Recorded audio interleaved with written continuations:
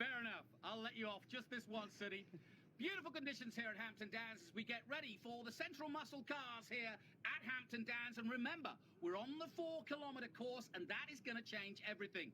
Now, every gear change, every braking point is absolutely essential. It's going to be interesting to see them go down that 750-metre turn towards turn 2 and then watch them brake into turn 2, the Hampton Downs Academy corner, because these guys are going to, by the time they get there, I'm thinking lap 2, they're going to be hell-bent for leather coming through turn 1 in 4th gear and then all the way down to turn 2 before it slows right down for the new section. So here we go.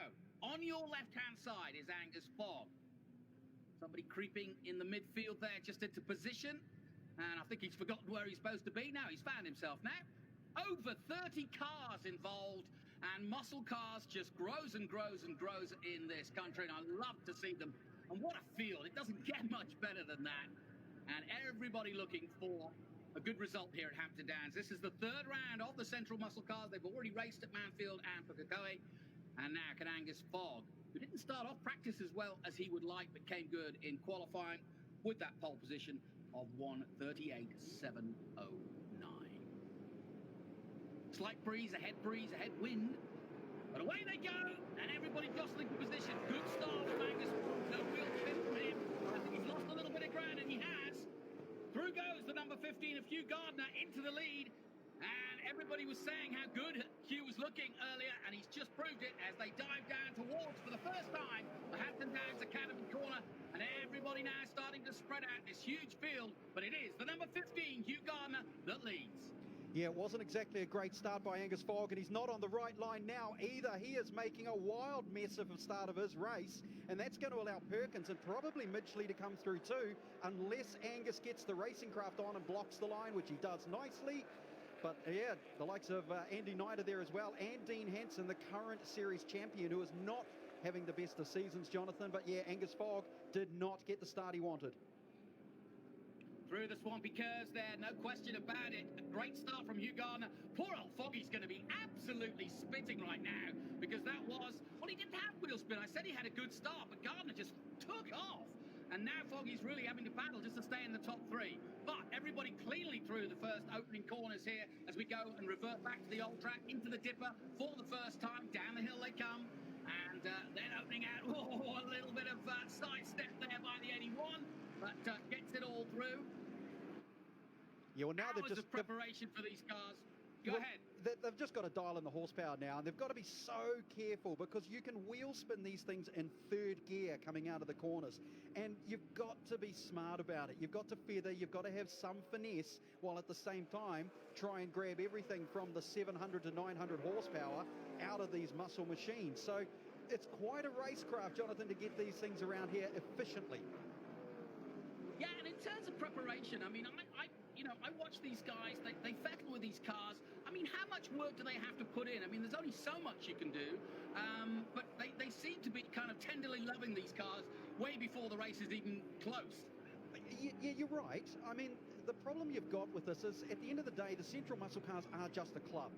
And they know that at the same time they are a premier category, yet they want to remain sort of that club attitude of fun and having laughs and a good time out on the track. But you've also got machinery that is the best of the best out there. These are pure race cars with an old-time shell on them, but they make them work. Oh, Bruce Kett's engine, I would say, Jonathan. He's just repaired it before the race. I would say it's gone. Looks like it's obviously gone, because he's come to a complete stop. And in fact, the fact that he can't even power it to get out of the way, and he looks as though he's rolling to a stop. So a real shame. But the race continues. Fogg now trying to make his way in that number 11. Like I said, he set a pole time of 1:38.7, so he knows he's got the speed.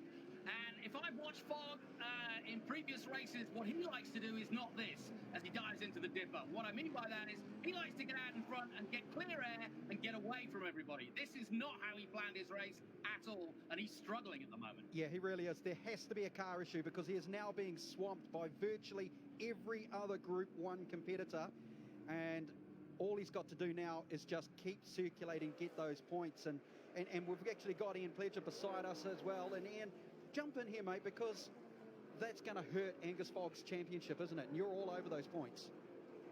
Yeah, at the beginning of the year he had an engine failure which has hurt his championship, but you know, like he's still got to circulate, get the points from this race. Obviously, if they didn't have a DNF, they lose about 50 points potentially. So it's quite a big differential. Yeah, but can he play games now and just sit himself in a position for when at the next race, which is a handicap, and he'll actually be in a smarter spot? Yeah, he could be in a smarter spot, but the other thing too is that if he's in a smarter spot, he might break out of his time if his car's going better in the next race. So, you know, which he can be penalised for that. Well, there you go, Jonathan. As you can see, mate, there is not good news for Angus Fogg, but the rest of them are blitzing away. Yeah, great insight there, Hugh Gardner, as you say, blitzing away 2.2 seconds. The gap now to Dean Perkins in second place. John Midgley still third. Andy Knight's got up to fourth place from his fifth place start. Dean Hansen now fifth, then Craig Boot. And we go all the way down now to ninth place for Angus Fogg. So it has been a bit of a disastrous start. Good start, though, by Matt Spratt. Another one of the newcomers down in 11th place in the number 26. Obviously equipping himself well, folks. Yeah, look, Matt is he's actually reasonably new to motorsport. He only started racing 5 to 6 seasons ago.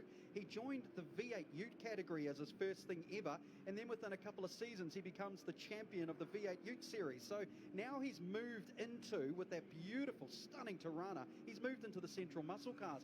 Everyone knows that while he has only been racing for a short time, he has a talent, because you don't win a championship without talent. So they're going to be keeping an eye on him. Well, I can tell you one thing, covering the Trans Am Series and the historic Trans Am Series in the United States, you're never going to be without drivers, because I've been telling them about this series, and they're all like, oh, I'd love to have a spin in one of those and go down to New Zealand. So if you need any more drivers, you've got plenty at your disposal, because everybody wants to do a little bit of classic muscle car racing, whether it be a Holden or a Camaro or a Mustang. Yeah, that's exactly right, and we can see a good battle happening, sort of, would say, mid-pack of the front runners. I don't want to say that they're the only people in the race, but it's a good battle. But up front, Hugh Gardner, Jonathan, it's just like circulate ho-hum. He's probably humming, singing to himself. You know, like, I've seen that in a movie before. You just hum away while you're driving.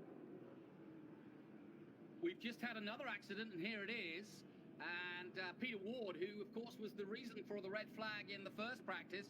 And I don't know, it looks like he might have come together. I don't know what's happened there. The cars look okay, but both cars out. And that is Peter Ward and the 41. Looking down the list of Bruce Kett, who's also out. So yeah. I'd say both. So we've had 3 cars already out. Coker, of course, went out on the first lap. Oh, and another man going wide. That's not on the Hampton Downs track. He'll be in the prison if he's not careful. 377. Yeah, so what's the story there, luckily Ian? He's held it all together. Sorry, Jonathan. Ian, what's the story with him there? Because he's not a regular in the series, is he? No, he's just come back to the series. That was a car that he's raced with us before, so it's in the category. It's a Group 1 car, but he's just sort of got in this third round. So hopefully he sticks around. There's a lot of people coming back to the class. Oh, there we go, Jonathan. So he's learnt about the offshoots of Hampton Downs already in his first round back. Yeah, that was the 377 of Ken Lupton. He was down in 23rd place, so not in contention. A little bit of smoke coming out of Foggy's car there, but it may be just the mix. He doesn't look as though he's slowing down, and I'm loving this straight, this back straight as they're calling it, into the Hampton Downs Academy. And one of the complaints, certainly of the single-seaters earlier in the weekend, was that this part of the circuit coming into 5 and 6, very bumpy indeed. It shouldn't affect these guys. Oh, into the pits comes the 26. Yeah, Matt Spratt, the new boy. I was just talking him up. Yeah. So, and it's weird because he just sat there on his own and, don't know.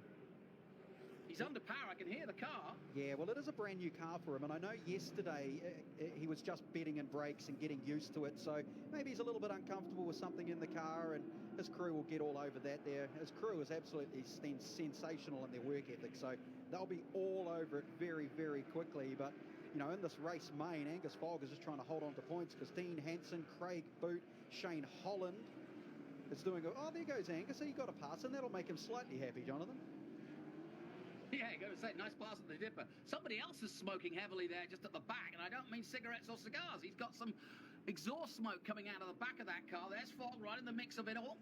Yeah, Shane. And there's that rather nicely painted 429. Yeah, now that's the former Greg Honor car, and it's only just been bought by Shane Holland for this season because he is the current Group 2 champion, but he won that championship in his dad's car, who was the year before Group 2 champion. So the family do very well amongst themselves, but son has moved up into Group 1 with that monster Mustang. But look at this battle up front, Jonathan. I mean, the two Falcons just going toe-to-toe now.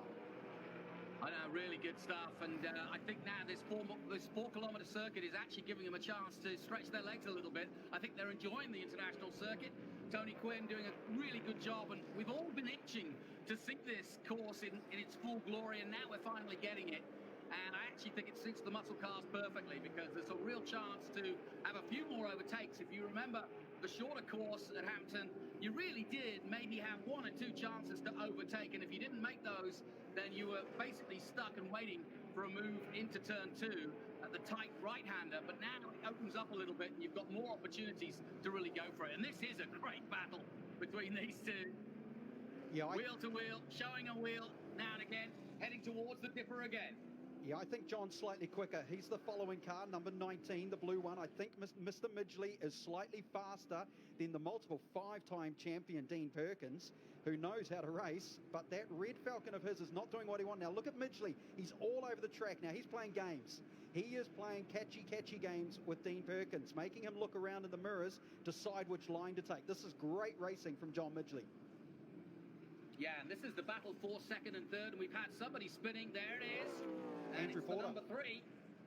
Yeah, Andrew Porter spins it round. But good control, though. Kept out of everybody's way. Yeah, how did everyone miss him? The Vertex man goes a bit vertical. Whoa, there we go. Into turn 1. Yeah, it was bound to happen. I mean, Midgley was playing mind games. He had to really fight for it. Yeah, he did. And Sorry, Dean Perkins had absolutely no answer, Jonathan. His car's all over the place. It's twitching. The back's hanging out, where Midgley seems to be a lot smoother. So it's not quite exact setup for Dean Perkins.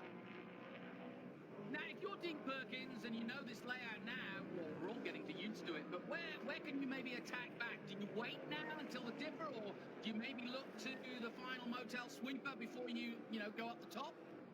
Just looking at the way the car is handling, I'm not sure he's got the car to do it now. And in fact, the gap is growing very quickly. So he's really got to just hope that John Midgley makes a mistake in front of him, and that'll give him a chance to fight back. But at the moment, I don't know, Ian, you know the cars better than we do. There must be just a bit of tuning to do to try and get himself further up, or is he on the limit already? I think they're both pretty much on the limit. They're pretty evenly matched cars, and Dean will be sort of starting to sort of panic a little bit now and try to get that position back. Yeah. So he'll throw his car all over the place, Angus Jonathan. Fogg now coming up all over the back end of Craig Boot, and he's going to give him the boot if he's not careful. Dean Hansen just in front of them, and he's got about a car length, but Foggy is starting to ramp up now as they head towards the sweeper one more time, and Boot is got his mirrors full of that Mustang. It kind of makes you wonder if Angus had a problem with the car that has now gone away, because suddenly he's racing again. It's a little bit, it must be disconcerting for him. It's curious for us. Yeah, I'm no psychiatrist, but I do think he was a bit rattled by that start. I think, like I said, he likes to race at the front and then put in the laps. I remember talking to him last year, and he led, some races when he would lead, he'd have a massive lead. And I said, how do you do that? And he goes, well, I feel more comfortable when I'm actually leading. And I think, having to fight like this, not that he can't do it, but I think when he was first, in the first couple of laps, he was a bit rattled, and now he's settling down. Yeah, well, he might have just had some of the wrong race. Yeah, he might have just had some wrong race lines at the very beginning due to everyone else around him, and he didn't want to touch anybody, which is great. And yeah, like you say, he might have to settle back in. But look at that, Hugh Gardner. He's so smooth. He is relaxed. That's why he's won Porsche championships and all sorts of cars. Endurance driver. He just knows how to circulate fast. Yes, and at the moment, with this, the last lap, he's 7 seconds up the road. He's got the radio on, the air conditioner on, the windows are open. He's singing to himself, as you said. Comes into the dipper for the last time. He's got 2 corners to go, but really, unless he closes his eyes or, I don't know, hits the brake accidentally, he's not going to be stopped today, and it has been an excellent performance. He strove off the line brilliantly from a front row start, beat Fogg into the first corner and hasn't looked back since. And since then, he's built up this lead of over seconds. And now comes up the hill all the way to the checkered flag and wins the first Central Muscle Car race of the weekend. And does it in style. Excellent stuff. There is the checkered flag. And it's Hugh Gardner who wins in the white and blue. Wash speed. Green lane. Car coming across the line in second is John Midgley. Dean Perkins. So Midgley winning that battle in the end. Andy Knight, an excellent fourth place for him. Dean Hansen, the champion, in fifth. Craig Boot did hold off Angus Fogg, but Fogg did get past Shane Holland. Tristan Teckie is in ninth place and Andrew Porter in 10th. But well done to this man, the number 15 of the Wash Depot, of Hugh Gardner, who wins the muscle car race, and he'll head back to the pits, and over 30 cars involved in that. A really great spectacle of muscle cars, and they'll head back. Your last thoughts, gentlemen, on what you've just seen?